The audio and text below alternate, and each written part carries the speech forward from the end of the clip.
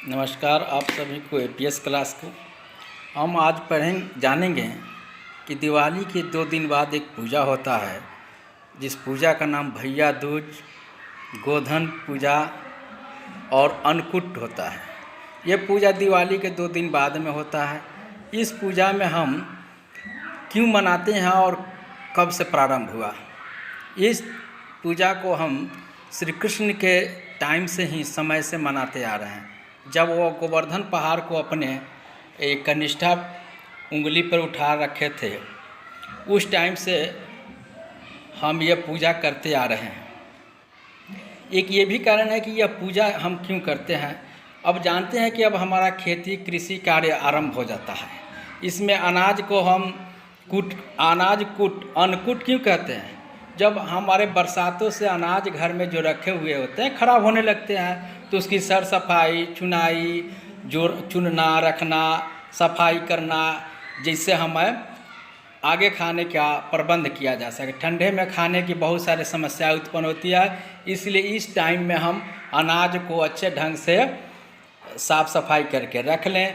पशुओं को हम तैयार करें, उसकी सर सफाई, जहाँ पशु बांधते हैं उसकी सर सफाई, उसकी जो रस्सी या उसके जो बांधने का जो होता है उसको चेक करना, बदलना, ये सारे हम विधि करते हैं अपने कृषि कार्य से जुड़े हुए कार्यों से।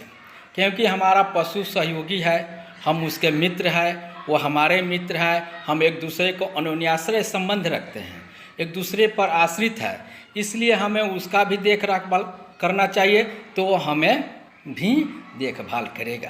हम पेड़ पौधे पशुओं पर आधारित हैं, आश्रित हैं, इसलिए हम उनका भी एक तरह से पूजा करते हैं। गोधन एक धन, पशु भी हमारा धन है, इसलिए उसको हम पशु को धन मान करके पूजा करते हैं और यह परंपरा चलता रहता है।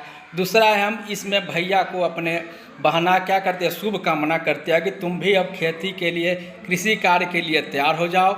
उसे चंदन करती है, पूजा करती है, उसकी दीर्घायु के लिए कामना करती है कि तो अब बाहर निकलो, खेती में जाओ, घर गृहस्थी में लग जाओ। अब बरसात ख़त्म हो गया, अब बारिश का मौसम ख़त्म, अब हमारे कृषि कार्य का मौसम आ गया, इसलिए यह पूजा किया जाता है। धन्यवाद। हम आगे फिर मिलेंगे, तब तक के लिए शुभ विदा। नमस्कार। जय गोधन पूजा, जय भैया दूज, जय सभी एपीएस के दर्शकगण और दोस्तों। जय हिंद।